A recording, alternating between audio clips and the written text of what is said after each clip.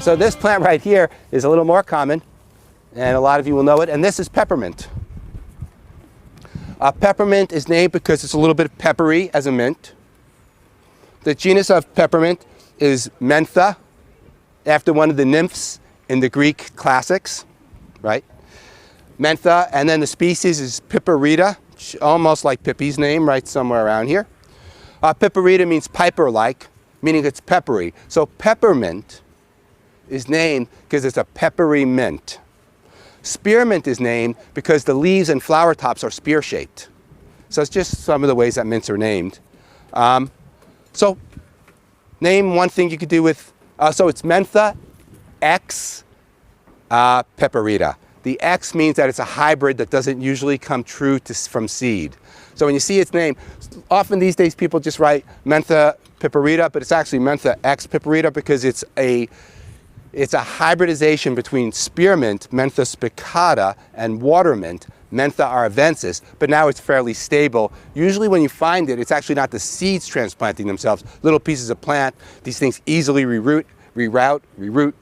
If you've ever planted them, you know that they go wild and they just start taking over. So peppermint, in the Lamiaceae family, the mint family. All right, what's it good for? Tea, indigestion. Decongestant, decongensant, tummy, carminative, headaches. So there's a lot. So this is peppermint. There's a lot you can do with. The first, one of the first things I would say, it's probably one of the better, gentle anti-nauseants. So in my business, working in first aid, where a lot of people get food poisoning, any place where you just get lots of people. Somebody here has gotten food poisoning. Actually, I know somebody got food poisoning here. So you just get enough people, somebody's poopy hands goes into the food, somebody eats foodie poopy hands. So, and it could be you. Me? Not you, John, but whoever's watching this. So, but it could be John. John actually daringly came to the Rainbow Gathering and filmed me doing first aid. So while I'm on that, I'll come back to peppermint. I'm doing a first aid video series with John Gallagher, who has been incredible in helping lots of herbalists get out there. This guy works, he's really good to work with. I'm telling you, I'm definitely picky. And so we're doing a first aid series. I'm not sure why he's filming me right now. I think just a little bored here. So, I miss you. Oh, John, have some peppermint. All right, so back to peppermint.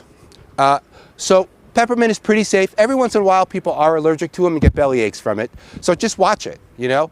Just when people say, I think I'm getting a stomach ache, don't say that can't be, because lots of things happen like that all the time in herbal medicine, and just all kinds of life. I don't use the stem, so I just peel the leaf and the flower top off. That's my medicine. As a tea, it's a good anti-nauseant, but it's better as a tincture. And the reason is you can take less of it for more potency. So some of the things that I see are like Cryptosporidium and Entomibus dysentery and Giardia. A lot of nausea with those those organisms affecting our digestive tracts.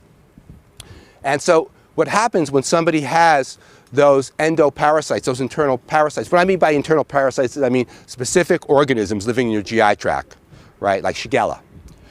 Is they have a lot of nausea and you want to give them herbs, but everything you put in their mouth, they vomit. So when you're going to treat somebody with food poisoning, you have to quell the nausea and vomiting, which are actually slightly different reflexes to the brain. You have to quell the nausea and vomiting to give them herbs. So one place to start is peppermint, and the best form I would say is a peppermint tincture made from the dry leaves. I think peppermint, you know, I like some plants fresh tinctured and I like some plants dry tinctures. And I think most of the aromatic mints, including lemon balm, are much stronger dried. But when I say dried, I mean fresh dried. Mountain Rose has been great, but not buying it from somebody else, getting it fresh, drying it, and next day tincturing that dried stuff. So super vital, but you don't have all that water in there interfering with your tincture, right? So peppermint, you get a bunch if you find it, dry it, right after it's dried, tincture it, 1 to 4, 50%. Leaves and flowers, 1 to 4, 50%. Let it sit for however long you let these sit for. And it's just a really nice, gentle, so you get a 1 ounce bottle, that's a lot of anti-nausea medicine. Just a few drops often works. You can potentize it by adding peppermint essential oil and I have, and that's called peppermint spirits. What I tend to do is I mix the two, by the way. I tend to make peppermint tincture and mix it with what's called peppermint spirits, which is peppermint essential oil, because it just makes it really strong. And the thing about nausea is that the quantity matters. With nausea, sometimes a drop or two doesn't start a gag reflex, but 5 drops of something will. So the less fluid, the better. Does that make sense? Question. You said as soon as it's dry, do you just mean it's actually dry or just wilted? No, dry. Peppermint, I get all the water out of it. I use a dehydrator. When plants are aromatic, I would say dry them in dehydrators. If they're non-aromatic, like nettles, you can often dry them in the sun. It's really one of the differences. So, there's lots you can do with it, but for one use for peppermint as an anti-nauseant, it's also just a great flavoring agent. And it's understood by many people's brains who never take herbs. And working in a free clinic, I work with a lot of people who've never taken plants. And anything that stimulates, I recognize that, is really, because I'm there and I'm asking them all these questions about their poop, right? They're like, "Why, I have a headache," you know? But I mean, definitely, sometimes you can get headaches due to like constipation. So I'm definitely going to ask sometimes about their bowel movements and urination. And so they're a little bit like confused by the whole thing. You know, it's just awkward. And so anything that kind of is something that's already a part in somebody's life will help patient compliance. So patient compliance is just something I think about a lot, because it's just necessary for us, right? It's not a pill in a little container that says MTW, Monday, Tuesday, Wednesday, you know? So that's it. You know, sometimes peppermint is good for headaches that are associated with upset digestion.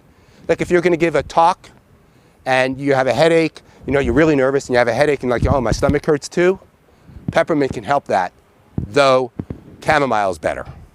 Chamomile's not here, but chamomile's one of the best. I got a headache because my stomach is upset because of something I'm going to do. So mentha, ex piperita, peppermint, Biden's species, beggar's ticks, and we're going to walk.